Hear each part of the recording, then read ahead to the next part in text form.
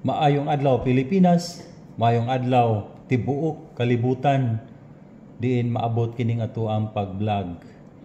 Nagahat ako pag-apil niini tungod kay naamang puntay ikapaambit ngadto sa atong mga kaigsunan, especially ngadto sa mga interesado sa ginagmayng panginabuhian.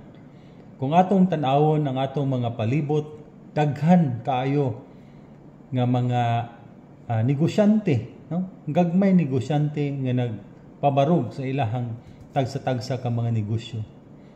Usahay makakita tag mga negosyante na kaniadto pa 10 years ago, 15 years ago, or 5 years ago, pero ato makita nga maora man gyapon nilang kinabuhi. Tungod kay dunay mga business principles and concepts nga angay natong makatunan aron nga mapalambo na atong negosyo. Tagata mo kung sa ka-example.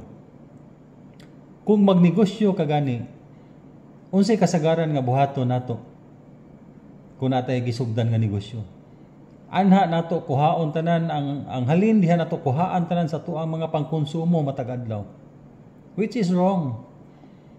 No? Ngano mao na makakita mo mga negosyante nga pabilin ra gihapon ang ilang negosyo nga walay paglambo. Ngano man kay kung unsay kita ng adlaw, mao ra man po'y igasto para sa pamilya sa tibok adlaw.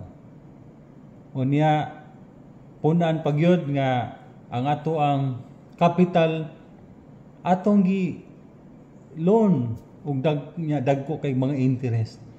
Gaapasta sa tanan sa dagko kay nga mga interest. Which is naay mga butang nga angay natong han-ayon kung gusto tag kalambuan. Mo nang dinhi sa tuang ang magpupugas TV channel, dinhi ninyo makatunan kung unsay angay ninyong buhaton. Siguro tungod kay traditional way of doing business nga mao na ang kita sa tibok adlaw atong gastuhon para sa pamilya. Doon na tayo mga prinsipyo nga angay katunan. Nga kung nagnegosyo ka, trabahante ka sa imong negosyo. I-expound lang yan nato na sa atong mga coming videos.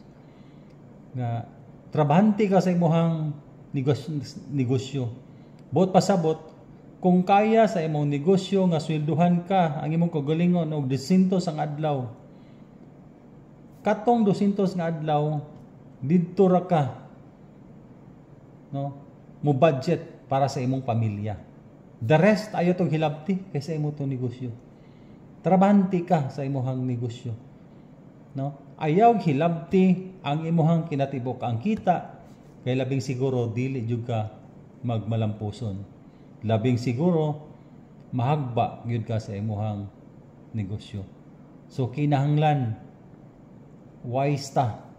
Kinahanglan kabalo ta unsa nato pag-manage ang atong negosyo.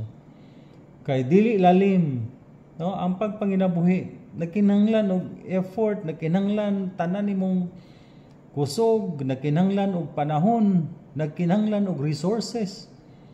Usahay di pa magkasinabot ang pamilya, sakit pa imong buot, naa na tanan.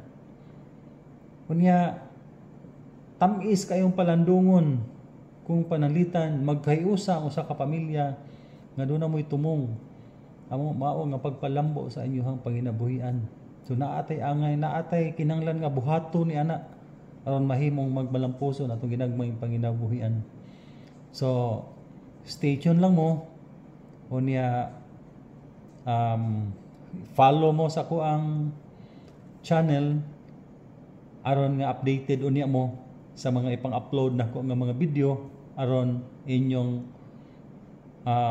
doon na mo'y giya sa inyong tagsa-tagsa ka panginabuhi.